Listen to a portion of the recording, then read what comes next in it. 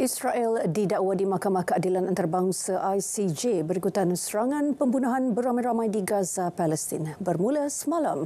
Dakwaan itu dibuat selepas Afrika Selatan mengemukakan rayuan segera kepada ICJ untuk memaksa Israel menggantung serta-merta operasi ketenteraannya di Gaza.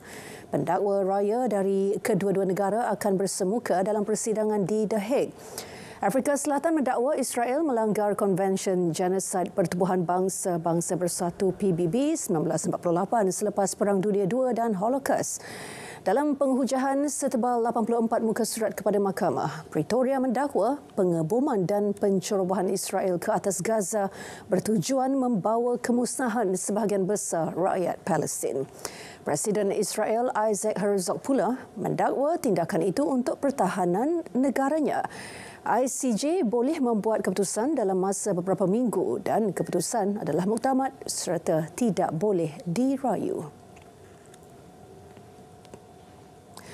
Dalam pada itu, kumpulan pro-Palestin dan penyokong negara haram Israel melakukan demonstrasi besar-besaran di luar ICJ ketika pendakwaan dimulakan terhadap Israel bagi kes pembunuhan beramai-ramai di Gaza. Mereka berarak ke pintu gerbang Istana Keamanan di The Hague ketika mahkamah sedang mendengar kes yang difailkan Afrika Selatan bagi menuntut penggantungan serta-merta kempen ketenteraan Israel di Gaza. Dalam pada itu, beratus-ratus penyokong Palestin menyaksikan prosiding kes itu menerusi skrin besar kurang 100 meter dari lokasi kumpulan penyokong Israel berhimpun. Mereka menyalakan suar asap berwarna merah dan hijau serta melaungkan slogan menuntut keadilan bagi penduduk Palestin. Sejak pagi, polis rusuhan Belanda memastikan kedua-dua kumpulan itu dipisahkan. Papua New Guinea diisytiharkan darurat 14 hari di ibu negara Port Moresby selepas 15 orang terbunuh dalam rusuhan ketika orang ramai merompak dan membakar kedai.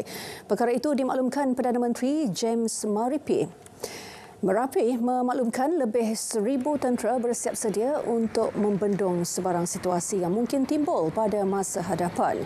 Keganasan meletus di ibu negara Port Moresby selepas kumpulan askar, pegawai polis dan pengawal penjara melancarkan bantahan terhadap kerajaan.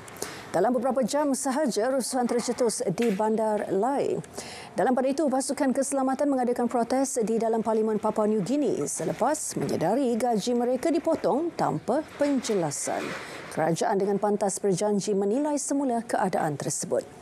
Marape berkata 4 ketua jabatan yang terbabit dalam masalah gaji itu adalah Pesuruhjaya Polis dan Ketua Anggota Kewangan dan Perbendaharaan. Kesemua mereka sudah digantung tugas selama 14 hari. Pengendali Great Southwest Power Pool SPP mengeluarkan amaran cuaca sejuk melampau sehingga mencapai suhu terendah Arktik pada hujung minggu ini sehingga awal minggu depan bagi 14 negeri di tengah Amerika Syarikat. Pengendali sistem transmisi itu mengunjurkan ia berupaya menampung penambahan guna tenaga yang dijangka tetapi memberi amaran suhu mungkin jatuh sehingga menyamai tahap ketika ribut salji Elliott pada Disember 2022. Ribut berkenaan menyebabkan lebih 1.5 juta kediaman dan perniagaan terputus bekalan elektrik. Butiran terperinci, masa dan kesan sepenuhnya ribut yang diramalkan ini masih belum dapat dipastikan. SPP menjangkakan keperluan bekalan elektrik akan mencecah 45,000 megawatt pada Isnin dan memuncak sekitar 46,000 megawatt pada Selasa ketika musim sejuk kali ini. Syarikat Meta akan mengenakan langkah keselamatan baharu ke atas akaun pengguna remaja. Ia bagi melindungi mereka daripada kandungan yang tidak bersesuaian dengan umur untuk hasil carian di laman Facebook dan Instagram. Pengguna remaja juga akan diminta untuk memaskini tatapan privasi mereka.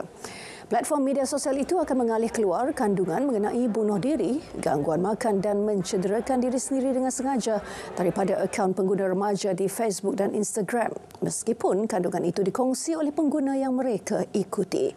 Menurut Meta, walaupun kandungan mencederakan diri dengan sengaja boleh membantu mengurangkan stigma berhubung isu itu, namun ia adalah topik yang tidak sesuai untuk semua golongan muda. Baik, Dunia 10 berakhir di sini. Dari sungai ke segara, Palestin pasti merdeka. Malaysia Madani, tekad perpaduan penuhi harapan.